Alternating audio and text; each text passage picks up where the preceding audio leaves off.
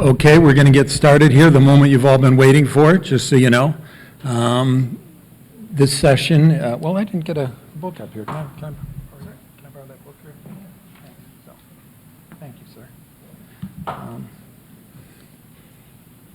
So this is session 3, and this is Breaking New Ground, Pyrolysis and Advanced Recycling in Ag Films. So this is going to be a very interesting panel, to be honest with you. I'm lucky I know everybody up here. So that's going to be fun. We're going to do a little change, though. Jeff McMahon is going to speak first. He's got a flight he's got to catch, so we're going to let him go first. So feel free to heckle him when he's up here, if you wouldn't mind. And then Kevin DeWhitt. Or no, I'm going to do Hartmut second, and then Kevin, you're going to walk around anyway, aren't you? I am. Okay. Shit, he's going to walk around. So anyway, all right. Yeah, and so if you guys could put up my slides, I'm going to tell you a little bit about CheckSammy. My name is Ron Sherga, and I'm moderating this panel, which means I get to give them a hard time. So, and I expect to get questions from the audience and everything else when we're done here. And I've already warned a few people I'm going to point to them and have them ask questions. This lady right here is one of them. So anyway, so yeah, if you could just put up the slides here, and then we'll get going here. So,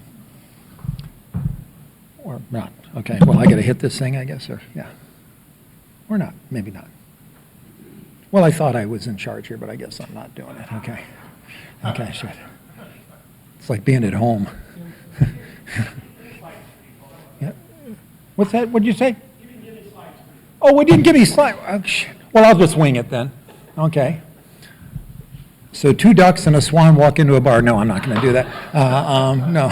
So, no. Yeah.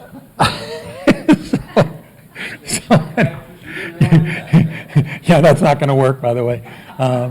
No, I just want to say that our slide, I've been with CheckSammy for a few months now as an advisor. I've been in the business. That's why I have my rock star badge here. I've been in the business for 54 years. I started when I was in high school, and kind of like Joe LaFuria there, and from Ultra Poly, and yeah, and I've seen a lot of changes, and this is one of my favorite conferences. I came here for the first time last year and loved it, and I asked Gene if he'd invite me back, and surprisingly he did. I was shocked about that, but he did, and so that's very exciting for me. So I think what I'm going to do is, Jeff, in the interest of time, let's have you come up, and then I can do my shtick later. All righty? Don't worry about it. It's okay. So without any further ado, Jeff McMahon with come on, it's okay. You have 3 Point Ecosystems. Thank you. Thanks. Okay, see if I have slides. Mine made the cut. Guess yours didn't. Good afternoon, everybody. Again, my name is Jeff McMahon. I'm Managing Director of 3 Point Ecosystems. And today I want to talk about how ag films and advanced recycling can work together. Spoiler alert, we can recycle ag films. We'll get to that. Let me just, I guess I do this. Yeah. Okay, so the legal slide we'll get through, which basically says don't rely on anything I'm about to tell you. But hopefully it's mostly accurate. Just a quick 3 Point commercial here. 3 Point Commodities Group is our parent company. We have 4 main business lines, headquartered in Stamford, Connecticut. We operate in about 12 different countries worldwide, about 700 people, $40 billion a year in revenue. The 4 segments are on the left, starting from the left to right: merchant trading, which is really merchant energy trading. We buy, sell, transport, upgrade, store pretty much every energy product out there. That's been our core business for the last 15 years. I run the second box here. The upcycling division is what we call it internally. It's essentially an advanced recycling business, both in the U.S. and Europe. The third box of business that we have is a merchant finance business, where we invest capital in companies looking to do energy products around the world. And then lastly, our retail energy services group delivers power and natural gas to end users in states that are deregulated. So today I really want to focus mostly on my business, which is under the name of 3 Point Ecosystems. So let me start with who we are. We're an advanced recycling company that generates from waste plastic an oil feedstock substitute for the petrochemical industry. So it's basically, petrochemical companies are making plastic out of either natural gas or some oil derivative. We make a similar oil product out of waste plastic through the advanced recycling technology. So our customers are petrochemical companies who take that oil and replace fossil-derived feedstocks with the oil that comes out of our plastic recycling. Our whole main mission here is to divert waste plastic from landfills and incinerators and be able to recycle those into a circular economy. We've been ISCC Plus certified since 2022, and if you're not familiar with that, that's kind of the gold standard for recycling certification in the waste plastics business. So why are we here? Freepoint believes that we're really on an unsustainable path here when it comes to plastic. You have most projections for plastic demand over the next 30 years is that it will double in demand, which means plastic production is going to double if that's accurate. In order to double plastic production, you're going to have to recover and produce a lot more fossil fuels. So on the supply and demand basis, we're going to be making more plastic than ever before in 20 years. We're going to be producing more oil and gas to make that plastic. And on the end-of-life side of this equation, 90% of this plastic is ending up in landfills or incinerators today, and actually recycling rates overall globally are declining. So over time, this is an unsustainable position to be in. So just a brief note here of why we think plastics are going to be around for quite some time. Plastics has its own issues. One of them, though, is not greenhouse gases. Actually, plastic is a good store of carbon. So when you look at the alternatives to plastic from a packaging perspective, most of the alternatives have a worse carbon score than plastic. So we believe this metric alone is what's going to keep driving plastic as a container or a package that the world still wants to use. Have you all seen this before, I'm sure, which is the recycling pyramid. Everyone's heard the reduce, reuse, recycle, but we like to look at that a little bit more granular. Being landfill is clearly the worst outcome for any of this material. But if you can't recycle it, can you recover it for other products? Can you recover it for fuel? That's still better than going to landfill. And even incineration from a carbon perspective is better than going to a landfill. So let me spend a second explaining or differentiating the recycling chain for plastic here. So on the bottom of this slide, I'm just going to talk about the supply chain of plastics today, right? So oil and gas gets produced out of the ground. It goes to the petrochemical industry.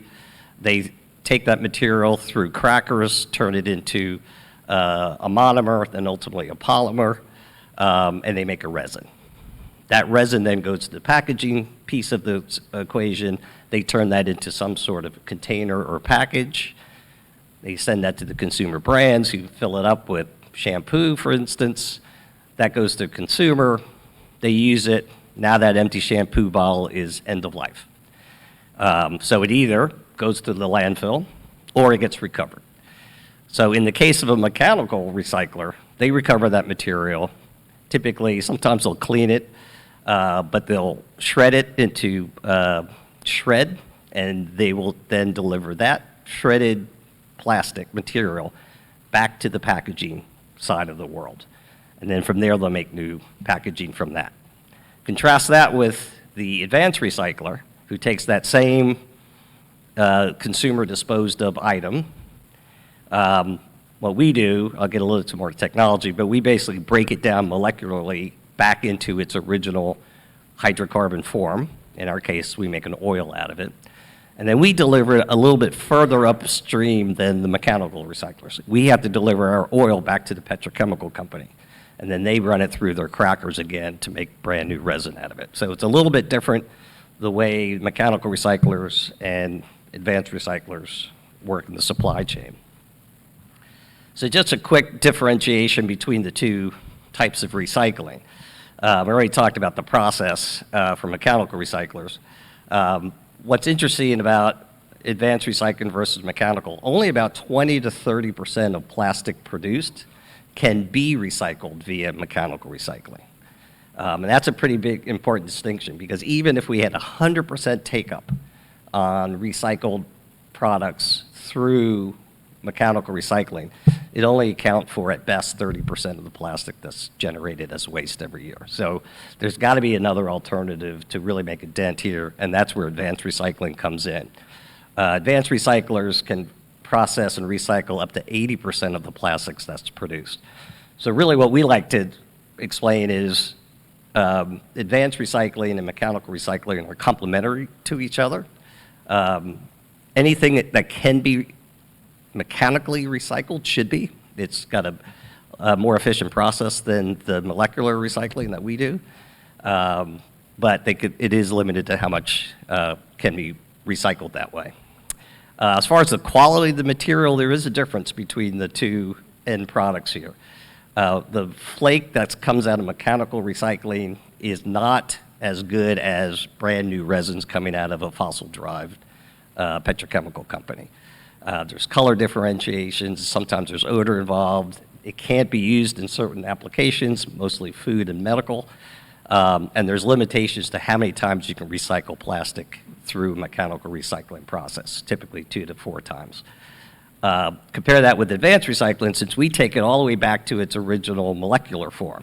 We make an oil out of it, and then it goes right back into the petrochemical industry to make a brand new resin. So the resin that comes out of a petrochemical company that used our oil as feedstock is identical to the stuff that you would use if they used natural gas.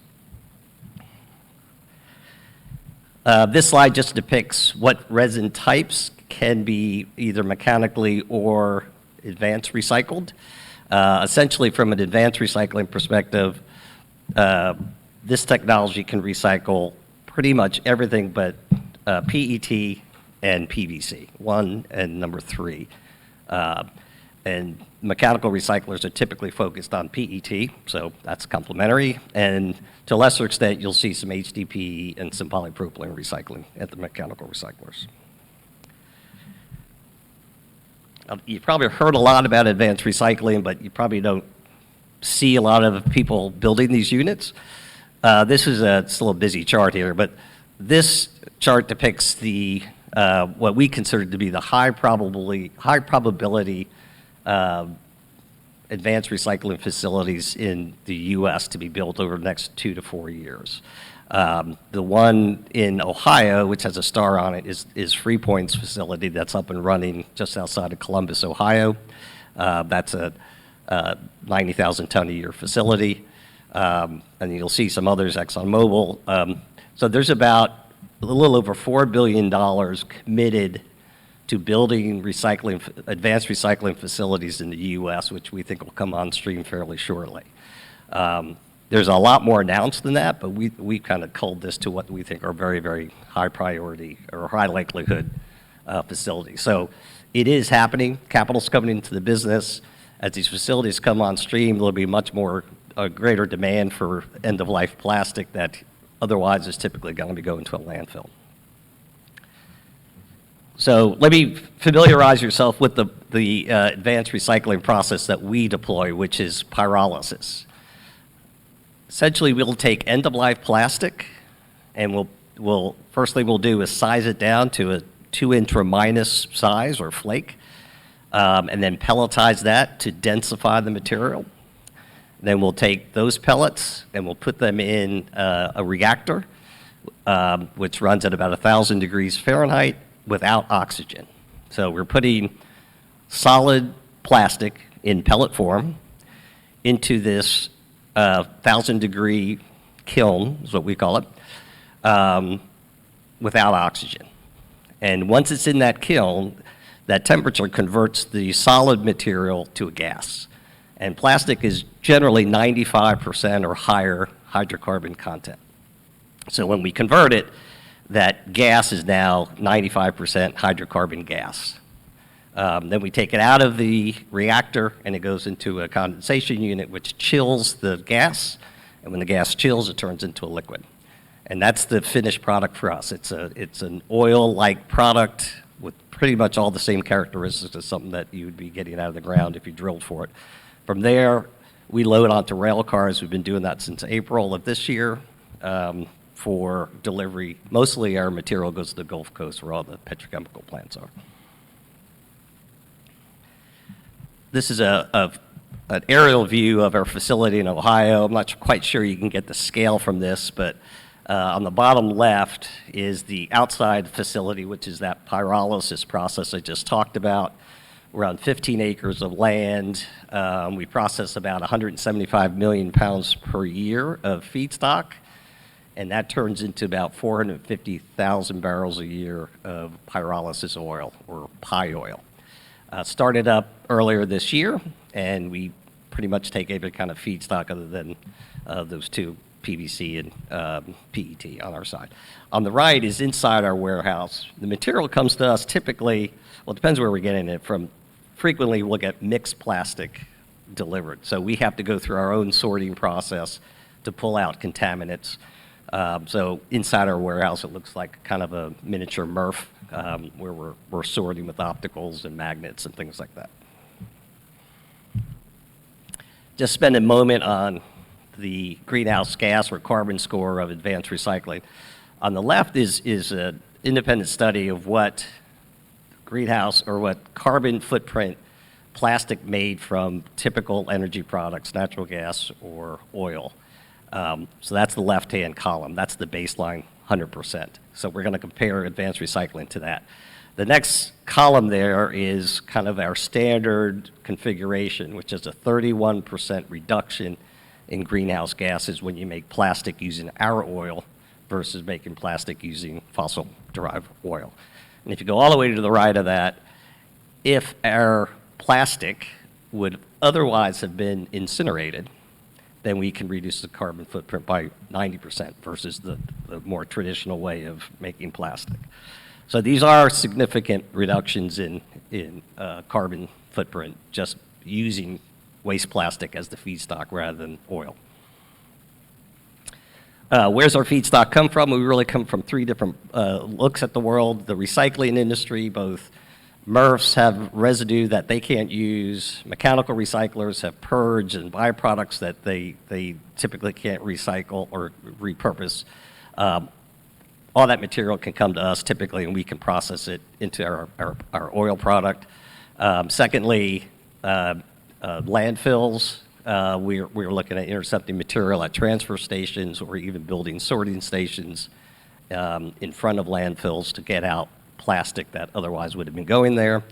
And then lastly, what we're here to really talk about is, the commercial sources. Companies that have some sort of byproduct, whether it's ag film that we're talking about here, or even plastic manufacturers who have byproduct and just on their manufacturing process. So those supply sources, we have two facilities that are, one is running in Ohio and one is under development in just outside of Phoenix. The green states here are where we pull waste plastic for feedstock for our Columbus, Ohio facility. So you can see it's a pretty big reach all the way from Maine to Kansas. For our Arizona facility, we're really more looking at southwestern states, California, Arizona, Texas, and that's where we're pulling most of our supply today. So let me get down to the ag film question. About a third of all waste plastic generated in the U.S., which is about 44 million tons a year, about a third of that is LDPE, film-type material. So it's a big number. And this is where it shows where it ends up by state. And you can see some of the largest generators of waste plastic and films are California, Texas, Florida. These are big agricultural states as well. So those are areas that obviously a lot of ag film will be located at. So 15 million tons a year of LDPE, third of all the waste plastic. What's interesting though, when you peel that down, drive that down into just ag film, our estimates are on an annual basis, the waste ag film is about 450,000 metric tons a year. So out of the entire waste plastic, that's less than 1% of total waste plastic.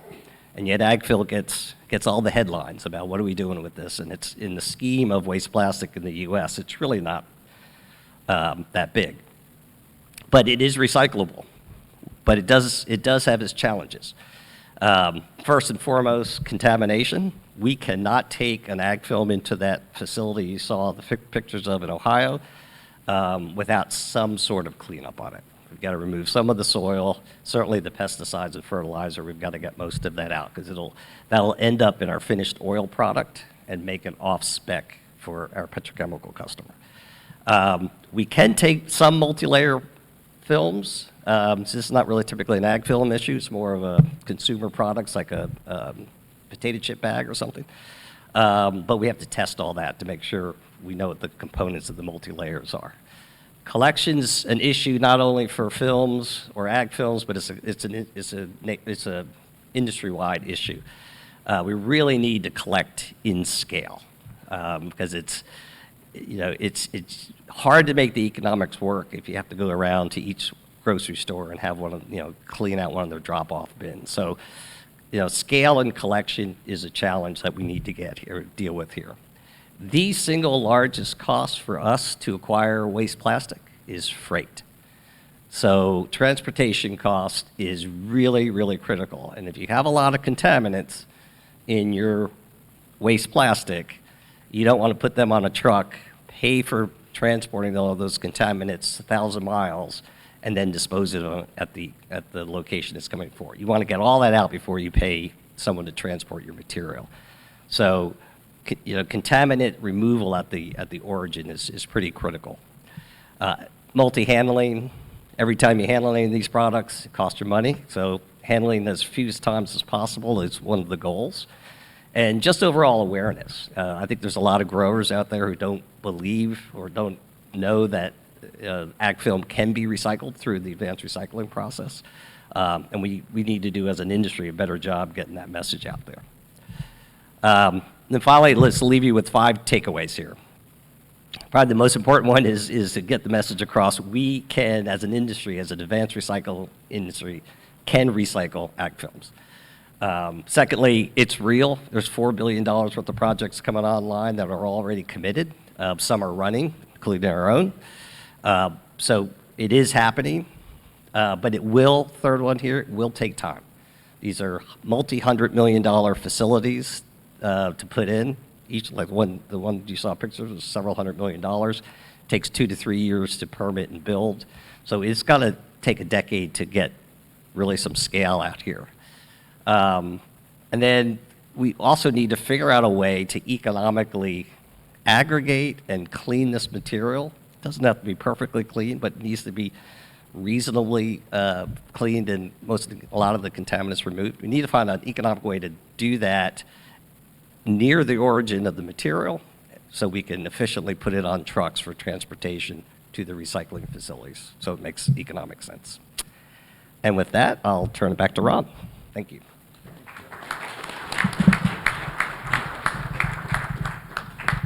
Remember, Jeff, that's Venmo account number Z732 for me covering for you to leave early. So just that Venmo account, you transfer the money in to leave early? Okay, thank you. Appreciate that. So without any further ado, I'm going to have, hold on, I got Hermit. Come on up here. Yeah, well, that's your name. What it is. Yeah, sorry about that. Your dad's on the program. I know. Yeah, if you're So looking, Hermit Jr. yeah, No. if you're looking on the program, it says Hartman Bendfeldt. That's my dad, but I ended up taking over for this presentation. What Jeff just discussed is actually quite a good segue into what I'm going to discuss here, which is, how do you actually prepare feedstock for, both advanced and mechanical recycling, but, here in this panel, we're talking about advanced recycling. So, let's talk about that. Again, my name is Lennart Bendfeldt. I'm the Solutions Manager at eFactor 3. That's me at the Grand Canyon. Much rather be there, but you know, we move on. So what is E-Factor 3? We are, E3 stands for Environmental Engineering Equipment. So we do engineering and machinery distribution for a wide variety of different pieces of machinery out of Europe. So when our client comes to us and says, you know, I've got tons and tons of dirty agricultural film and I need to make something that I can sell out of it, you know, how do I do that?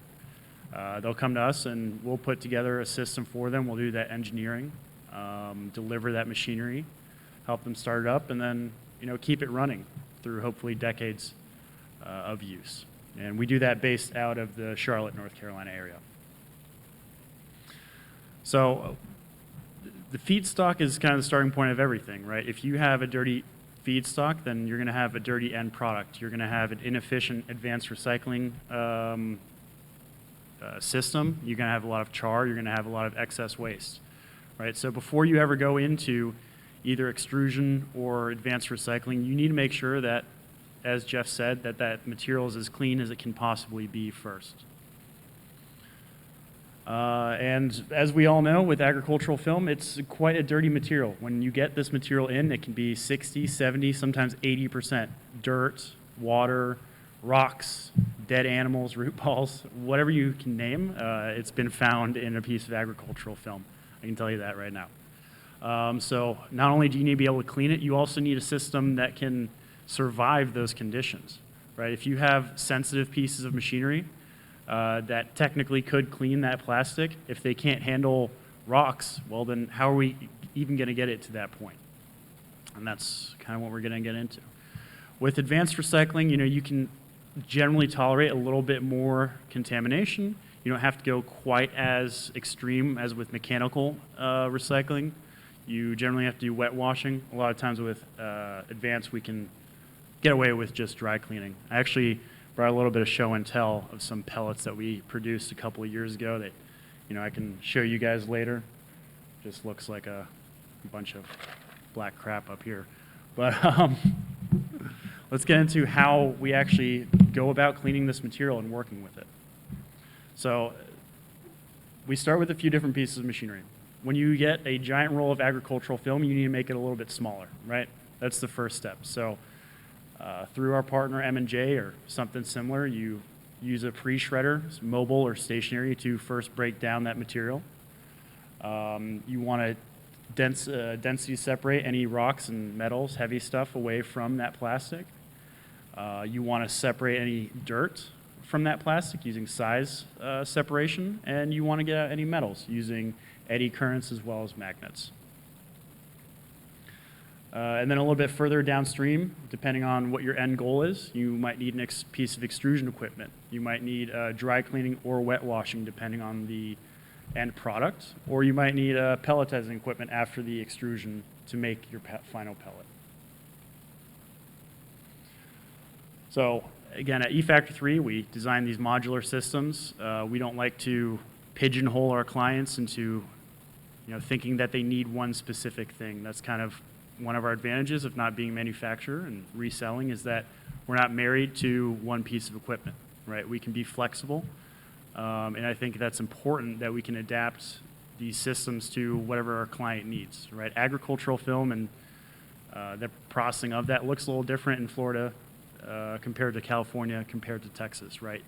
One size fits all doesn't really exist in the plastics recycling community. It just doesn't work. If I sell you a system that can handle rigid polypropylene and then you try to run agricultural film through it, well, you know, good luck. So yeah, primary shredder, right? When you get the ag film in, you've got 50% dirt. You've got those rocks, those root balls, those pieces of metal. So you need a tough shredder that can just kind of tear that material apart without tearing itself apart at the same time, right? If you've got high RPM shredders that are taking you down to a small size, then very quickly it's going to run into a piece of metal or a rock and it's going to blow itself apart. So our goal with this first step is generally to get the material to a manageable size, you know, 8 to 12 inches, something like that. And these pre-shredders, as I said, you know, they need to process multiple materials across diverse applications. You know, they need to be extremely how do you say it? Maybe it'll handle some very hazardous conditions, put it that way. Right, so these come in stationary as well as mobile applications, or in stationary and mobile shredders. So not only can we build a plant, or the client can build a plant in one location, we can also bring those shredders to multiple different locations, even in the field. We've actually got some videos at our booth showing us shredding agricultural film and other materials in the field. And here's just a couple of photos of that actually happening. I should have just gone to that earlier. But once we've gone through the step of shredding, right, we've got large pieces of material. We've got 8 to 12-inch pieces of film. Now we need to start getting some of the rocks and some of that nasty stuff out of there, those root balls. So one of the best ways that we can do that is density separation, right? Ag film, LDPE in general, is extremely light. So it's actually quite easy to remove things like rocks and whatever might be heavier simply with density separation. Through something like a wind sifter, you're essentially just putting that material over an air knife. Any of the light stuff is going to fly quite far, and the rocks are going to fall down very quickly, right? And just based on that, you can separate these materials quite simply. Now, once you've done that density separation, you still have a lot of dirt attached to the surface of that film. So what's the next step there? The next step for us that we found is the most effective, and that can be attested to actually by Kevin here as to the quality that we can achieve with this. We want to screen that material, right? So now we've got film that's got a ton of dirt stuck to the surface. Well, especially if it's a little bit dry, if you just shake that material very hard, a lot of it's going to come off before you ever have to wash it. So we use something like this EcoStar screen, which has a lot of agitation in it, right? A vibratory screen is not going to move that material much. But if you have a screen that can really agitate that material, you can knock off a lot of that material before any washing process. That saves you the headache of extra water processing or anything like that. You also get quite high throughputs with machinery like this for quite small footprints. With these 6-meter mobile units, we can do 40 to 50 tons per hour of material. And these screens also come in mobile. So again, it's kind of that versatility of having a mobile setup where we can bring it from A to Z, where we can come to the field, we can come to our clients and show them at their factory or in their field exactly how this piece of machinery operates. And then magnetic or infrared sorting, just depending again on the application, but especially with ag films, magnetics is extremely important.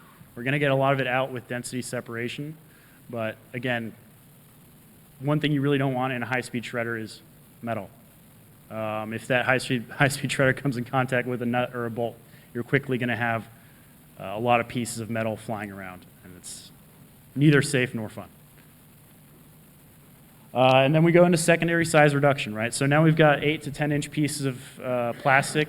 They've gotten a lot of the heavy contaminants out. They've gotten the surface dirt off. It's still a little bit dirty, but now it's safe to actually shred it and bring it down to a size where we can then do some kind of dry or wet wash with it. Generally, we need to do some kind of washing for mechanical recycling of any kind, whether that's just dry cleaning, but usually wet washing of some kind. Dry cleaning can be good enough for RDF purposes, lower grade plastics, or advanced recycling. And now, the cleaner the output, of course, the more value you get, the more efficient processing you can get, and that's why we've had some clients say that it seems a little bit overkill to have so much upfront machinery before you ever go into your downstream process. But the thing is, the more that you clean it up ahead of time, the more efficient your downstream process is, the less char you're going to have to remove in your advanced process, the less filter screens you're going to have to change in your extrusion process. And then just talking a little bit about dry cleaning, right? So where's that middle ground? You don't want to deal with wet washing and the water technology and the headaches and regulations that come along with that. Well, the medium ground is doing some kind of dry cleaning. Generally, this involves a combination of an airstream as well as some light friction agitation. So you're essentially just smacking that plastic up against the screen with paddles like these yellow ones that you see up there. And that drives off 95% of that surface dirt, and for many applications gets it to a workable state that's acceptable for an advanced recycler or even some mechanical recyclers, depending on their application. And here's actually some proof of how well this actually works. This is a picture of some HIPS flower pots. That's high impact polystyrene.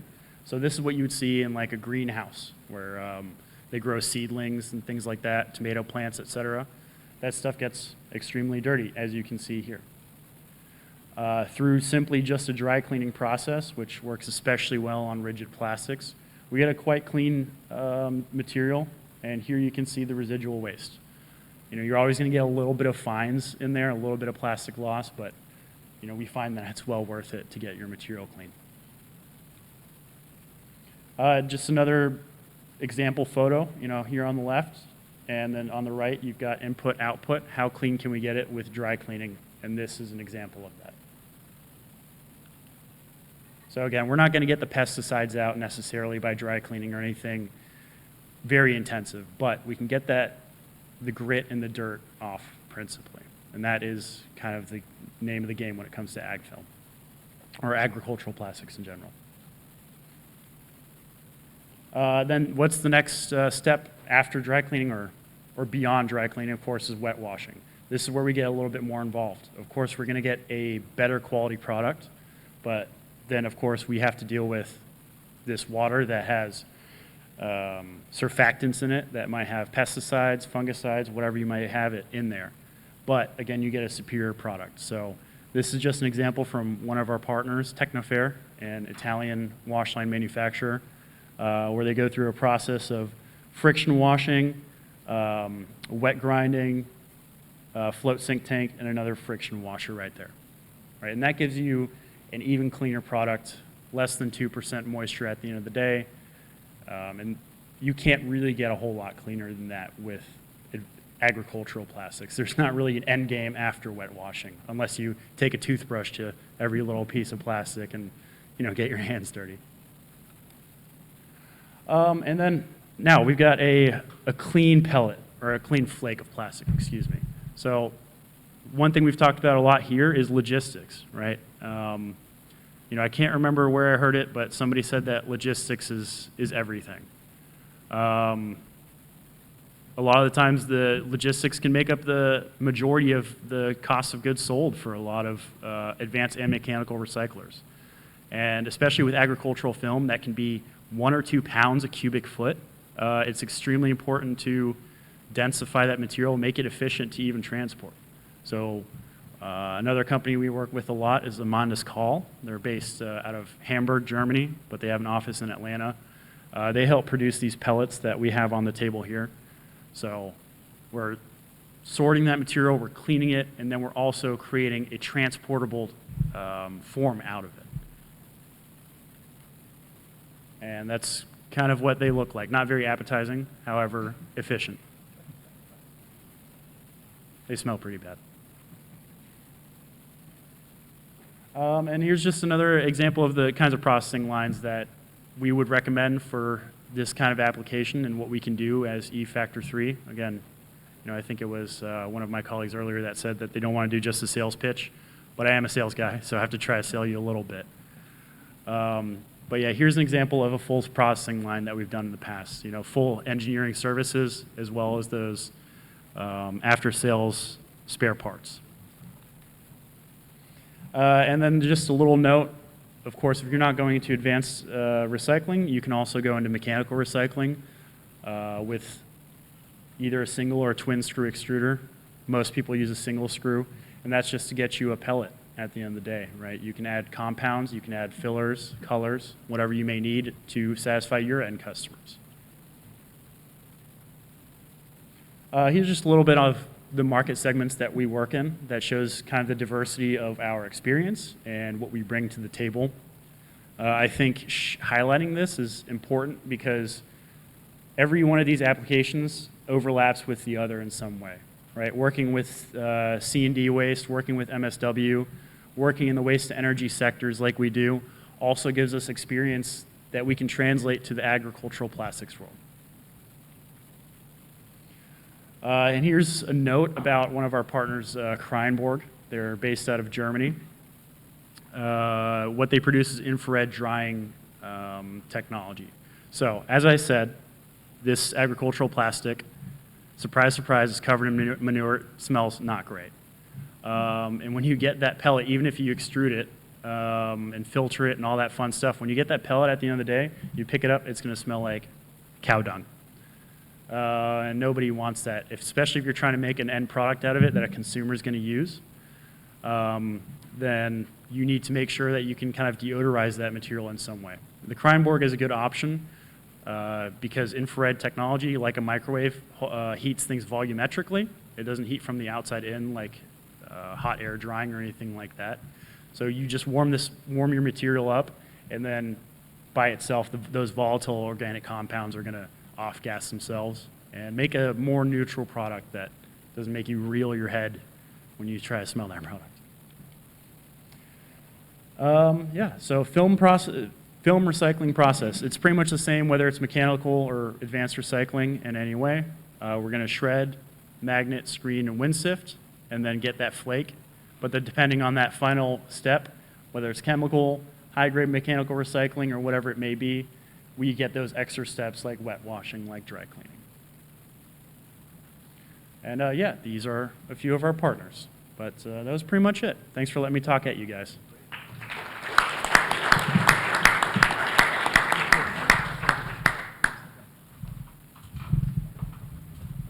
Thanks, Lennart. That was great. We're going to change this up a little bit. I'm going to present my slides, and then this gentleman here has been so kind. He's going to wrap it up for us. So I'm going to just talk a little bit about CheckSammy and what we do. I guess I am. I don't know.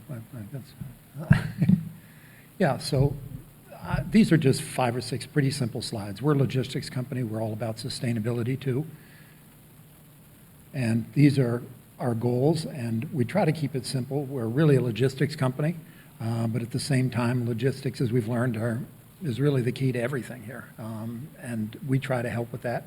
We're setting up these zero-point facilities, which I'll point out to you in a little bit, but we also provide a lot of detailed reporting, which is really important when you're doing ISCC certification, as well as any certification, quite frankly. So these are our zero-point or ZPF solutions. So we are walking through, we're heading up these things, we're putting in balers, we're putting in shredders, and we're quite frankly looking to sort and separate base materials, metals, woods, things of that nature. We're not really looking to get to the different types of plastics. We may do that if it's obvious, but at the same time, we're just trying to get to the basic component and get it ready for some further downstream handling or something like that. And if somebody comes to us and specifically wants something, then we'll do it. We'll provide that. We'll provide the separation, the sorting they need. And we do that now with some people. We average about, 300 or 400 loads a week coming through our facilities. And then we also do about another 300 or 400 loads. We don't run through our ZPF facilities. Let me just, hold on a minute. There we go. And these are some of the things we do. It's kind of a busy slide, but it just, here again, these slides are all going to be available so you can look at them a little bit more in depth. And happy to, here again, you'll see the end. You can call me or Isabel on our team to talk to us, and we can give you a little bit more a quote or solution to maybe your particular need or problem. And we're happy to do that, by the way. We do quotes and everything else all the time. We have a facility in Dallas. We're growing pretty fast. We were 40,000 square feet. Now we just moved into 180,000 square feet. We have a facility in Vegas. We have one in Indianapolis. We have one in Central Florida. And we're looking at some other areas in the Northeast and the Pacific Northwest. So as you can see, well, this isn't anyway, this is one of our facilities, and the basic layout of it is pretty simple. We bring it in open top or sometimes box trucks, and then we put it on sorting lines depending upon what it is. And here again, then we document to the extent that the customer wants us to document it to. And sometimes that's important because we're sometimes trying to help people get carbon credits, or some sort of credit worthiness or some sort of certification, and we can provide the data to support that, and we do. And here's our current ZPF locations. Our headquarters are in Dallas, Texas, where we have a facility, as I said, but these are the outlines of where we're looking to expand to. Our founder is in Vancouver, and our rest of our team is in Florida, and I'm stuck in the middle. So that's why they hired me, because I'm stuck in the middle. But anyway, and we also have a mail-back recycling program. It really works for smaller materials, samples, or if people are collecting small amounts of material. We found this to be really helpful with some of the medical people, and also some retailers who have some small materials, but yet they're recurring, and we provide that too. And here again, we track all of this stuff, and that's an online database that they can access 24/7. So, and then data is in our DNA, and it is. We have our program called Viridian, and that gives a lot of data to customers. And here again, if they tell us what they're going for, we can help tailor make some of that data for them. If they're, for instance, ISCC, we can say, hey, look, here's what you need to help report with that. If you're going for some sort of green certification, we can help with that. If you're going for carbon credits, we can help with that. So yeah, we can really provide a host of opportunities. It's just what you're looking for. We'll tailor make it for you. We're not a really off-the-shelf, here it is kind of deal. We're just not. We try to tailor make for everybody who calls us. And that's a disclaimer, and that's how you reach us. And that's it. That's it for CheckSammy, and that's it for me. And come on up, Kevin. Or come on down.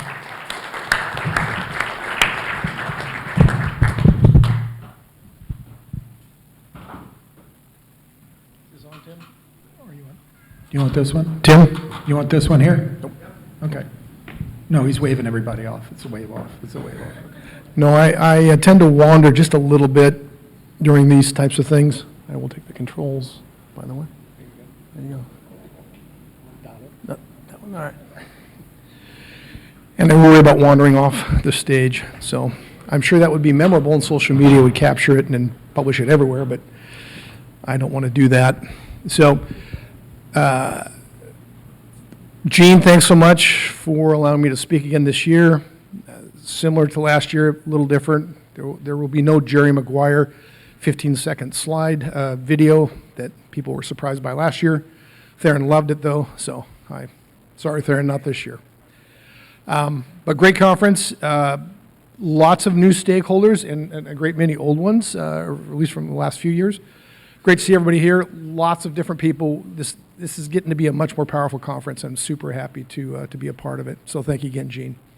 My name is Kevin DeWhitt, founder of PDO Technologies. Before that, the founder of Agilix, and before that, a consultant with a small company in Kelso, Washington back in 2000 called Environmental Fuel Development Corporation, which was where I cut my teeth on pyrolysis and where I actually created my first pyrolysis fires, which was great. Lived to tell about it. So you saw Yufeng, who's still here, I hope, somewhere. He did the asphalt. He's part of my end-of-life working group team under the USDA Specialized Crop Research Initiative through Washington State.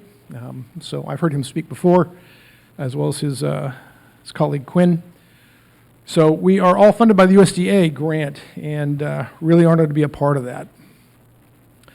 That's about me. You can skip that slide, and you'll read about it later when you get the deck. So we're talking about films in specific, but there's a lot of opportunity for waste plastics. Jeff did a phenomenal job. I'm very jealous of at least half a dozen slides that FreePoint has generated. We're in the same space. We're different scales. We're sort of almost diametrically opposite each other. But he's right. There's a lot of plastic that pyrolysis, and we're small scale, not very small scale, and there's a difference there. We're small scale pyrolysis. They're larger scale. At the end of the day, it doesn't matter. It's pyrolysis. It's heating in the absence of oxygen. You break it down from plastic to oil, sell the oil to the big boys who turn it back into plastic. So we can do a lot of things in ag space. You'll look at the one on the bottom middle, sort of LDPE mulch film. Right there. That's what we're mostly talking about today. It's the dirtiest material. I'll allude to that later, but there's plenty of opportunity here. You got a statistic on how many tons overall, everything, and I can't remember if those numbers were exactly jibed with ours, Jeff, but they're pretty close. There's millions of tons of ag plastics out there. Lots of opportunity, lots of challenges, especially with films. Ag plastic is remotely distributed. There is no centralized mega farm in this country where all of our produce and meats and everything come from. They're everywhere. It's dirty and commingled. Ted always reminds me that I always remind people of him about logistics is everything, because he summed up in 4 words that it really is a lot about logistics is everything.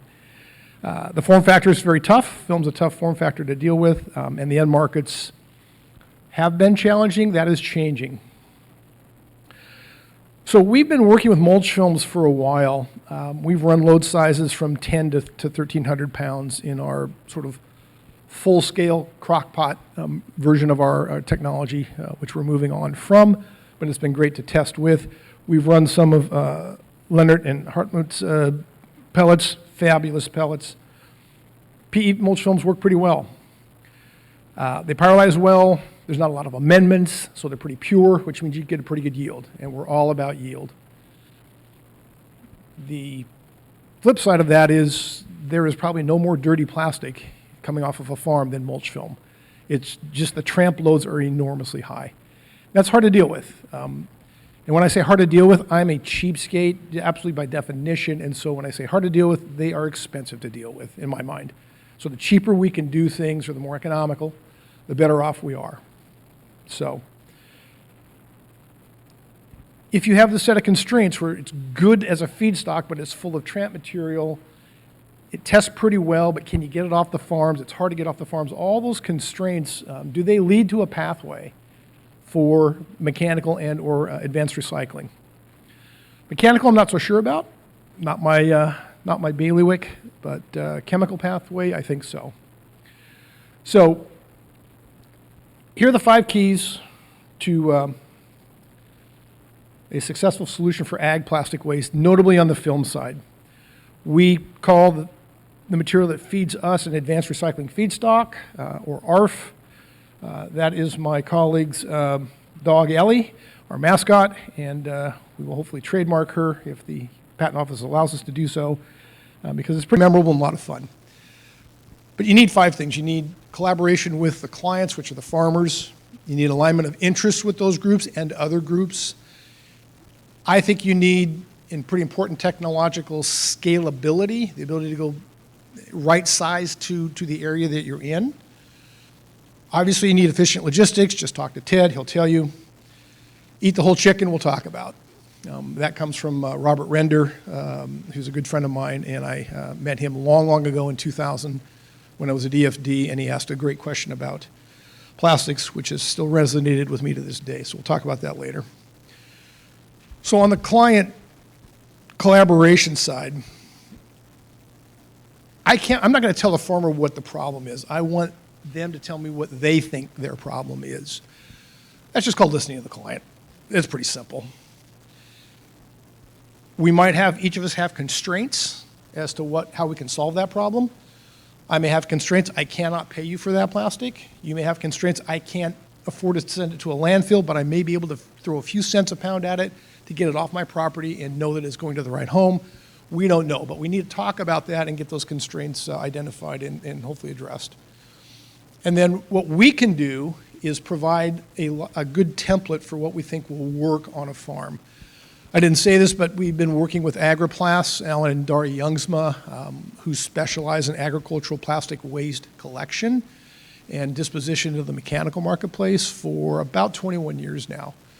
They've been at it 35 years. They're former dairy farmers from Southern California, so they know a lot about the industry. Their whole mission, vision, value is to help farmers solve their waste plastic problems. So super just honored to be have been a part of Alan's life now for 20 years, and he mine, and we share a lot of lunches together, and he's got some great stories, but those are for another day. How do you align interests? After you talk to your clients, our goal is a usable material, ARF. We don't want your waste. We want a usable material. A farmer's goal typically is disposition of that material off my site, off my farm, off my back 40, I just need it to go away because it takes up an enormous volume, all right? Both of us want to minimize the cost involved in doing that.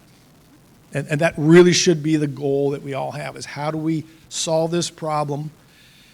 It's probably not going to be 50-50, but it's not going to be a complete one-way street either. We're both going to have to put resources into solving this problem. So this is probably where Jeff and I probably diverge the most. I love the pictures, Jeff, on the technology. Fabulous sites. I've seen a few, but very impressive. Love to visit sometime. We're very small scale, right? So that left picture is a single unit. It does 2.5 tons per day. It's what I call an industrial crock pot with a little insert that you put 1,000 to 1,200 pounds of plastic in it, and you just go. If you gang 4 of those together, that middle picture, you now have 4 times 2.5, which is 10 tons per day. If you do it 16 times, which is that third picture there, those are all in a row. That was an impressive build. That's a very long facility. That's 50 tons a day. It's not 16 times 2.5 doesn't give you 50, but you get a little economy of scale when you add that many together. The point is, scalability allows us as PDO to sort of understand the region that we're working in, the community that we're working in, and say, does it make sense to locate there? And if so, what's the size of the project we can put in that sort of load balances with what they have? So you can solve some of your logistics by putting your technology where the problem is and not transporting the problem to the technology, even if it is nice and dense. And that works. That resonates with people.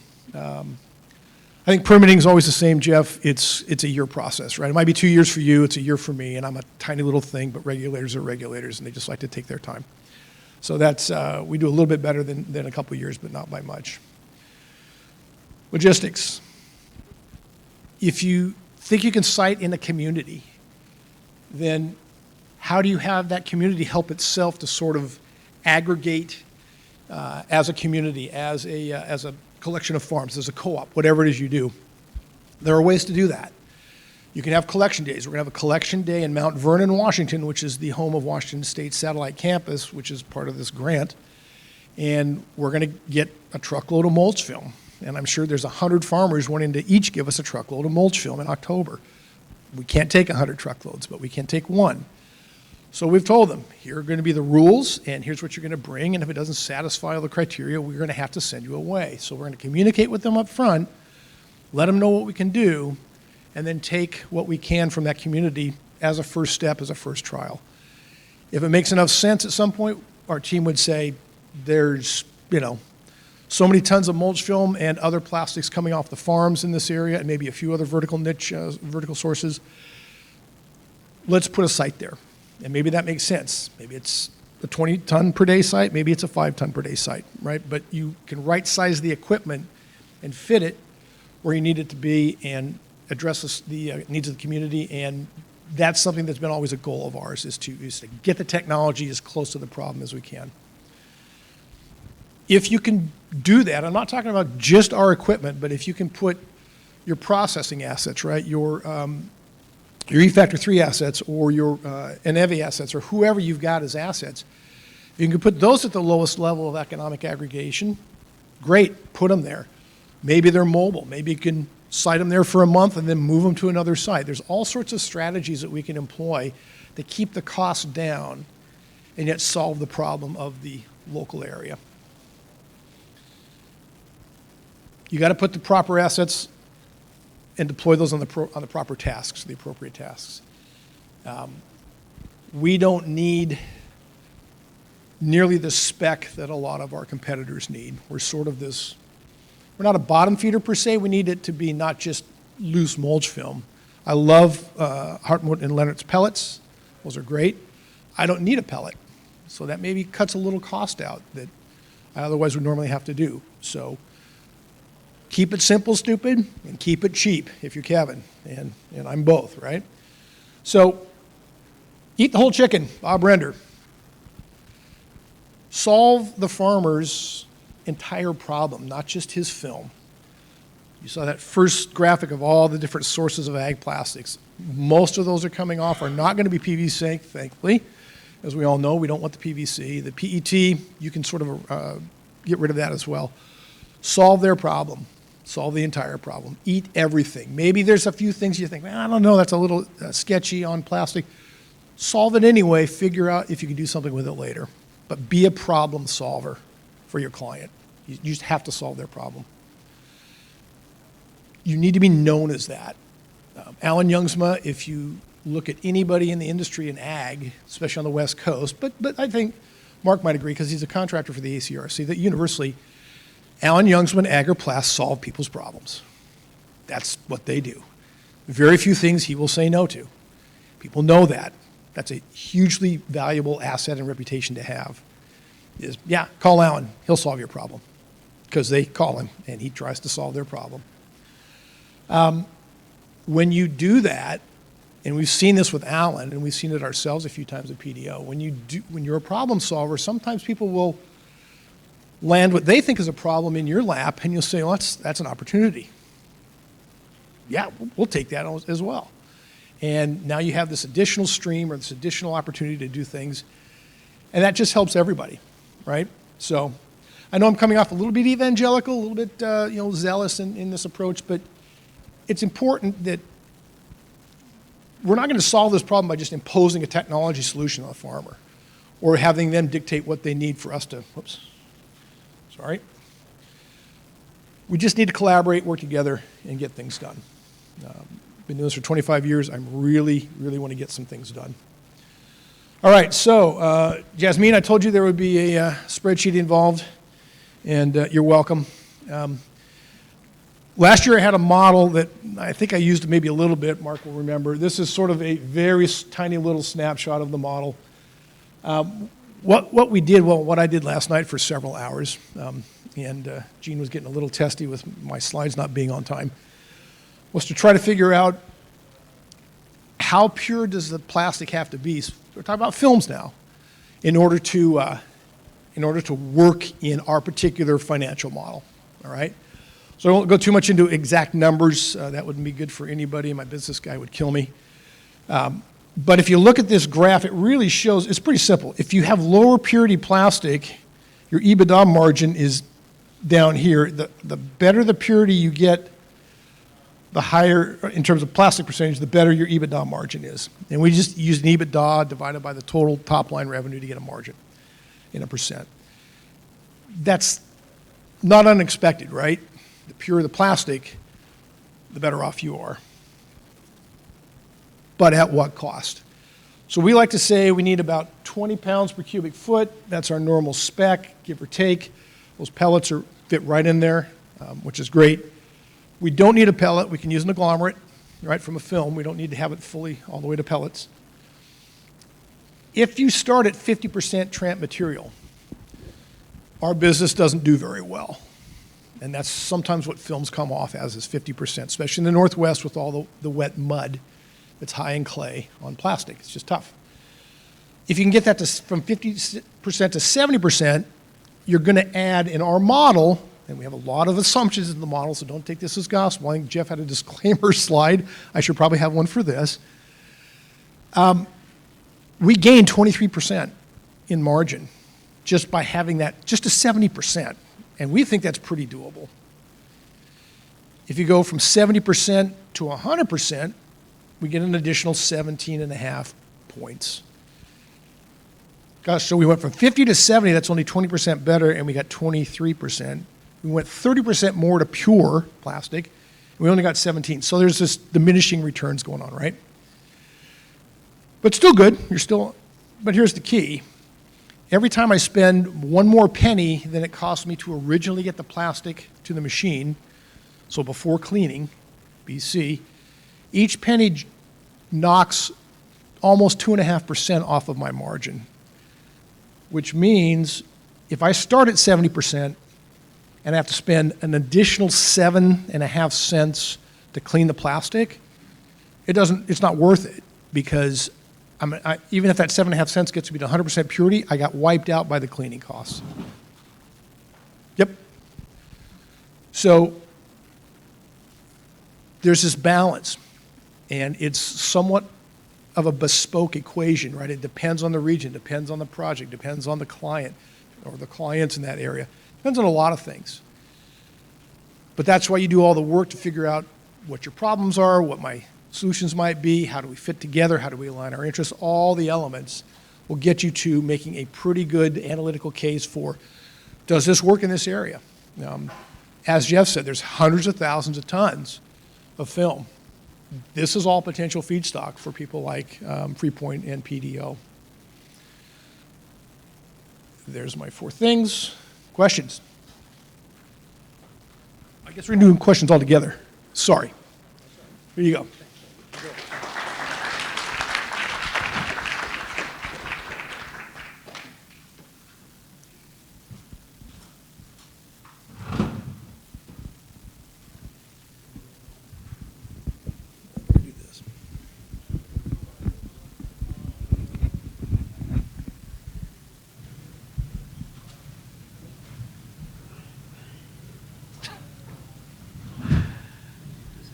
This still working? Yep. Thank you. We're going to have some questions, but before we do, I just want to remind everybody too, there's an exhibit hall here. Please go see all the people who've taken the time and the energy to set up. Go visit them. It's a costly thing for them to do that.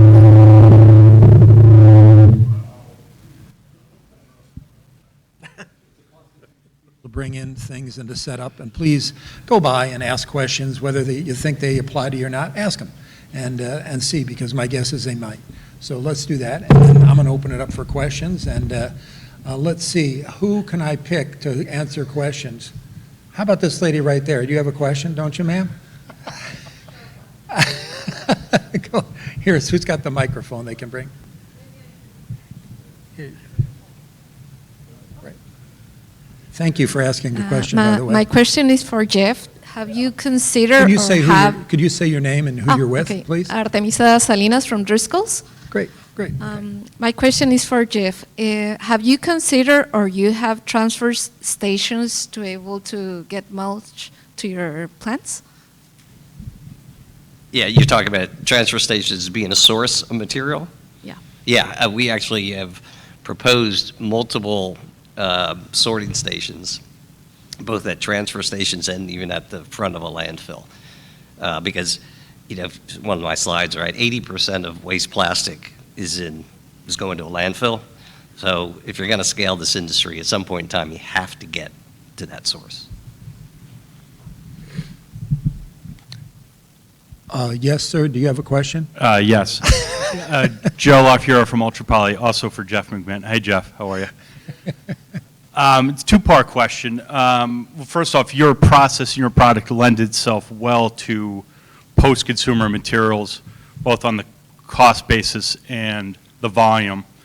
And the questions are, do your pie oil, the product, are your customers specifying post-consumer content? Have there been discussions on minimum required post-consumer content? And then the second part of that are, what is your understanding of their use of the pie oil? Is it all polymer, or specifically plastic resin, or lubricants and other products? Yeah, great questions. I was wondering if there'd be a mechanical recycler in here, and thanks for taking it easy on my slide comparing the two. No, I already forgot your question. Sorry, what? Oh yeah, post-consumer, yeah. Very timely question. So when we started our project 2 years ago, 2.5 years ago, that wasn't even on the table. Our customers, who are petrochemical companies, as long as it's certified end-of-life waste plastic, that's all they cared about, which we have our suppliers certify us that the plastic is end-of-life. More recently, as we're looking to sign delivery contracts for other facilities, we are hearing a lot of desire to have, at a minimum, 50% post-consumer feedstock to make this oil. So that is, and that's a challenge, right? Because these are typically 10 to 15-year sales contracts. So it's hard for us to commit to that, although we, we'll do our best to get there. But a lot of these EPR laws that are going into place are not counting post-industrial material as recycling. So I think the industry's heading there anyway. And your second question, what do the petchems do with this material? Most of it right now is getting upgraded through a refinery. So this is we call it the full range pie oil. So it looks like a light crude oil.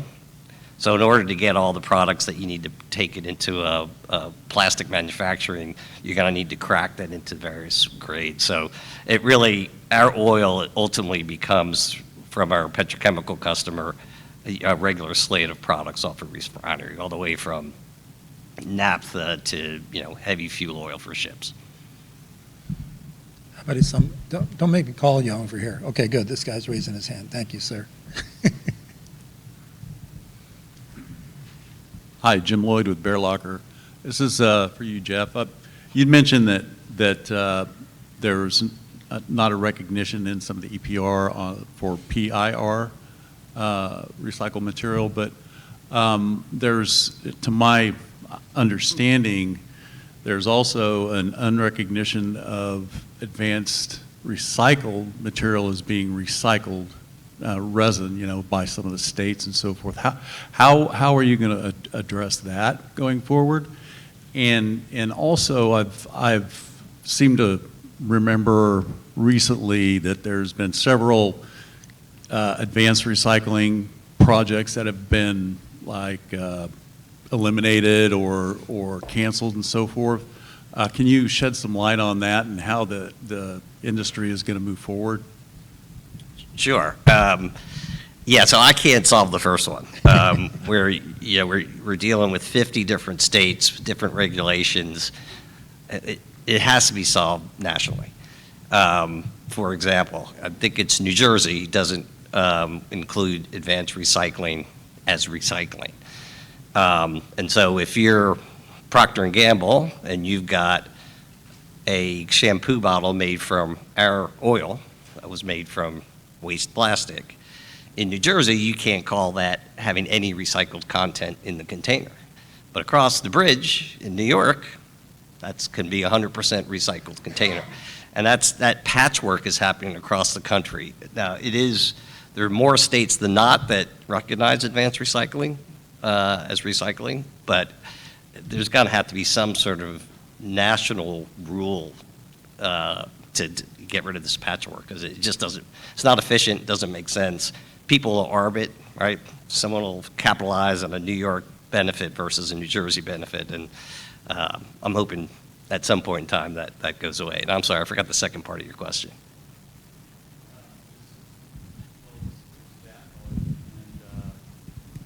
What?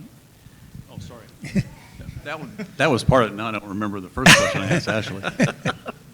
Just how you're addressing the unrealization of basically your industry in some of the states and so forth. Oh yeah, you failed projects was the question. Yeah, and there are plenty of failed pyrolysis projects along the side of the road here. I'd say most of these have failed from a business reason. They were either undercapitalized and commissioning took longer than they thought it would, and they just generally ran out of capital.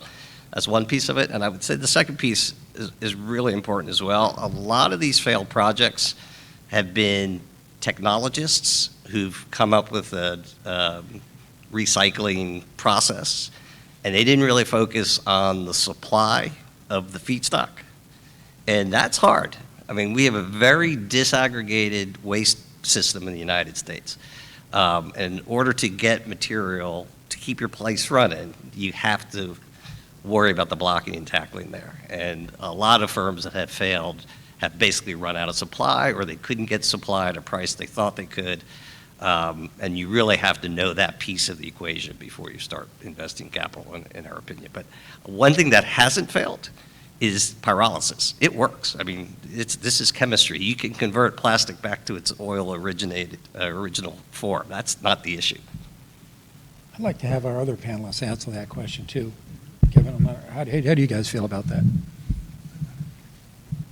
Sure, yeah. I think as many things in this industry, it's a systemic problem. I mean, as you were saying, different states have different regulations. Just like different states have different recycling programs, they pick up different materials. They have single stream, dual stream, right? Some recycling streams are dirtier than others. It's hard to anticipate those things, which doesn't make it any easier for people such as Jeff. And I think some kind of consolidation of these regulations and stuff would make a lot of sense and help in that sense. So garbage and waste plastic being a part of that stream is a distributed problem. And we've always thought, and we started Agilix with the premise that a distributed problem likely will benefit most by a distributed solution. So for us, that's a smaller scale, sort of, take it to where the plastic is. I'm not saying we move our equipment around all the time, just that, we built 3 50-ton per day facilities at Agilix that were sold into commerce. Today, I don't think, other than maybe Freepoint's had a third one, no one's ever done that. And they all worked, and they all made oil, and millions of gallons, and it was all sold into commerce. And this is when we were selling it just as a crude oil product, not now as a feedstock for new plastic production. So the market conditions have changed. I think there's, before we were, it was tough, a tough road to hoe. But now market conditions have changed. I think there's going to be more successes. I think there's, and I was talking to some of the refineries that you guys would all know and recognize their logos. And they said, yeah, we think the podium, if you put a sort of Olympic podium metaphor in place, there's going to be room for small scale, medium scale, and large scale approaches to this. Because in certain areas like New York City, you're going to need a much different solution than in, Ottumwa, Iowa, sorry. So all of them will work. I think Jeff's absolutely right. There have been a lot of technologists that got enamored with their own shiny technical object, didn't really understand, build all the microwave ovens you want, but if you don't grow food to put in the microwave, there's no point in having that thing. It's not going to heat anything because you don't have anything to put in it. So get the plastic first, get it economical to the machine, and then your technology will work. Great. Thank you. And let me also say, too, Jeff has actually shipped product out of his plant. So when he says it started, he's made product, and they've shipped it out in rail cars. So it's the real deal. And so it does work. And yes, please. Well, I had a question, but all right, I'll go first. Maybe just for everybody there, I'm curious if you... Please say who you are and who you're with. Oh, I'm sorry. Brent Bostwick at PDO. I'm actually with Kevin at PDO. Oh, then you can't ask a question. I can't ask a question. I didn't know you were together. I had no idea. All right, I'll exclude him. I'm curious, though, as the panelists there, or everybody there, thinks about the drivers for the advanced recycling space. What are the most sensitive things that you think about that really drive the bottom line? If you think about feedstock, the prep, the logistics, the energy, the labor to run your systems, what are, if you could think about 4 or 5 buckets, what would be the most sensitive? I think one of the ones you mentioned, like feedstock and how do you actually get it into the system. I mean, something we've been harping on. We were talking about it the whole time at the waste conversion conference before this. The technology's proven, it exists, right? But I think people, like you said, technologists not knowing the recycling industry, not knowing how to actually deal with contaminated plastics and how to prep them, I think that is the biggest issue. They make all these assumptions about the feedstock that they can get. And I can't tell you, I'm 30 years old. I've been in the industry for 10 years now. And I've seen enough projects come to me and say, oh, well, I want to do 40 tons an hour of plastic material, and I can do it, and I have $100 million, right? And then all of a sudden next year they're bankrupt because they haven't actually thought ahead and dealt with the real world consequences. Yeah, theoretically it could happen if you could source that much material that's that clean. But when it comes to the reality of, okay, well, what happens when you get a literal wrench in your system and your shredder blows up, right? And you didn't think about putting a magnet in your system. I think that is the main thing. Yeah, I 100% agree. I would probably migrate to one word in our world on that is freight. They're kind of all related. Yes. You know, because you don't want to move trash. You want to only move stuff you're going to process, which means you have to figure out where it is, collect it, clean it before you transport it. I mean, our number one cost of feedstock is freight, getting it to the facility. And get back to your point, Lennart, everyone tends to do this macro view. It's 40 million tons of waste plastic in the United States every year. My plant only needs 80,000 tons a year. My God, we can build thousands of these things. Now go find 80,000 tons a year. That's economic to get your plant. That's quite a challenge, and it takes a team. It takes a big effort to do that. Yeah, the modeling we've done, we've looked at all those factors, and it's acquisition and prep, and you can split those buckets, or you can combine them. And part of that is, to Jeff's point, is logistics. Acquisition and prep, landed to the machine involves some freight somewhere, somehow. So all three of those things those are the drivers. It's not energy, and it's not much labor. I think everybody's been pretty conscious on how to be efficient with labor, but acquisition, prep, and how you get it to the machine, that's the key. I think it's like a lot of industries, especially creative ones, where like, let's say, okay, you can cook really well, right? But does that mean that you can run a restaurant? Not necessarily, right? Can you make a pyrolysis system that works amazingly? Yeah. But your business isn't going to succeed because you can make pyrolysis happen. Can you get offtake contracts happening? Can you find the material? Can you move that material efficiently?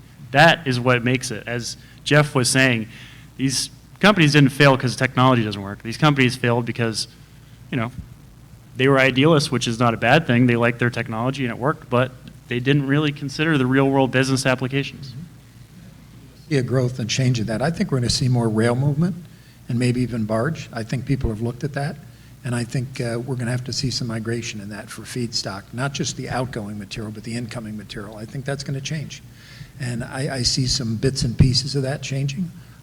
It's a slow process, but the railroads I know I've talked to have been very receptive to that. They're trying to figure it out, and it just hasn't happened yet, but I think it will, and I've been to a few places that bring stuff in by rail, which is kind of interesting. So anyway, anybody else? Any other questions?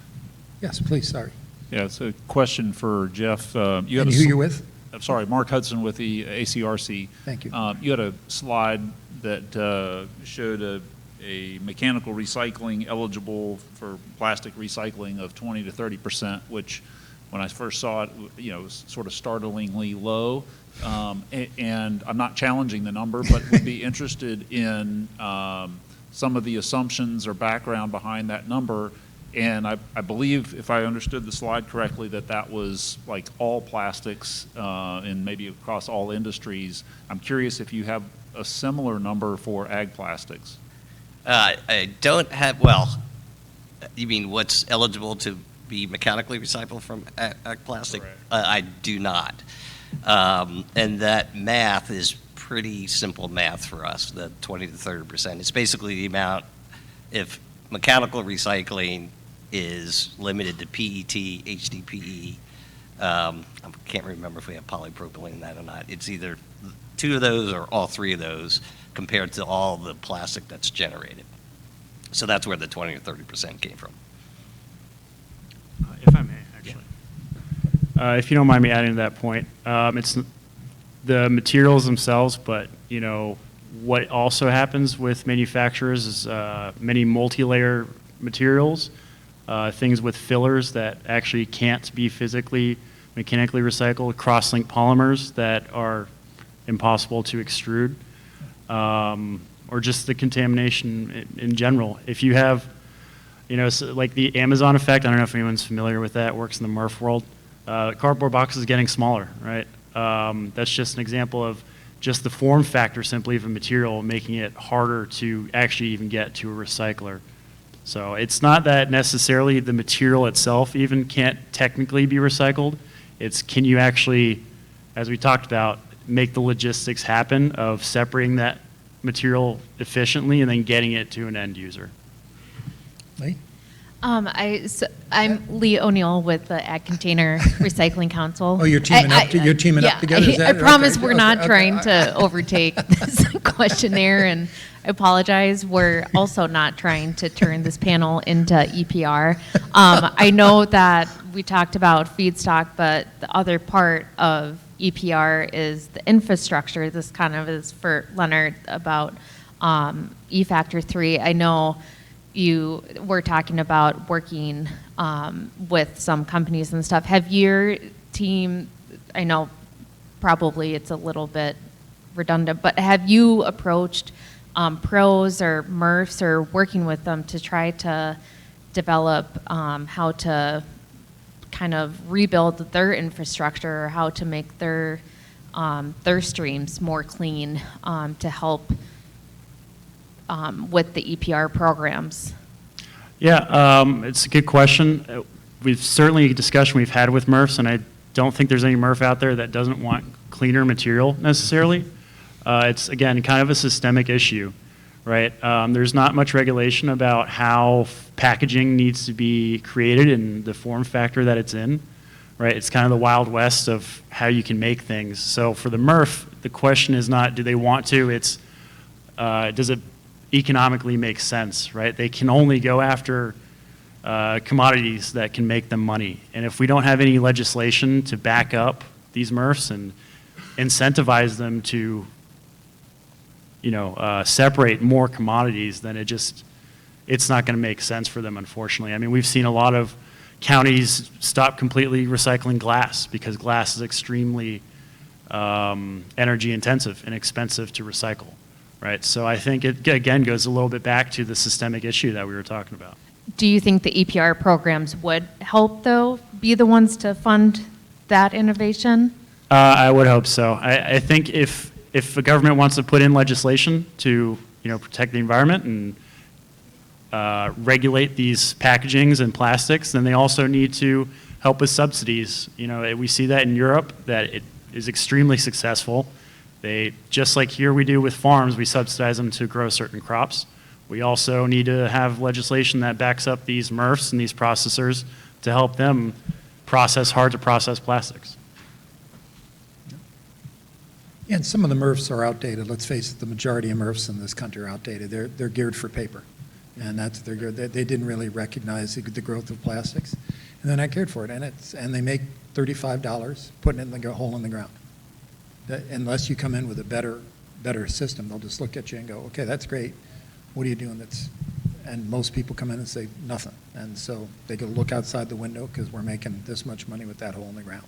So that's part of the challenge. So I think yeah, go ahead. No, please. You have time? Okay. No, yeah, we got time. Right. We'll make time for you, All right, Theron. thanks, Yeah, appreciate okay. it. Theron Smith. Or Flipping the Iron. Ron. The Ron, The Ron, not thanks. just any Ron. The Ron, with Flipping Iron. So, this is kind of a combination of picking apart everybody's statements up there and, asking you a question based upon it. But I guess my question is, what hope is there for the West Coast?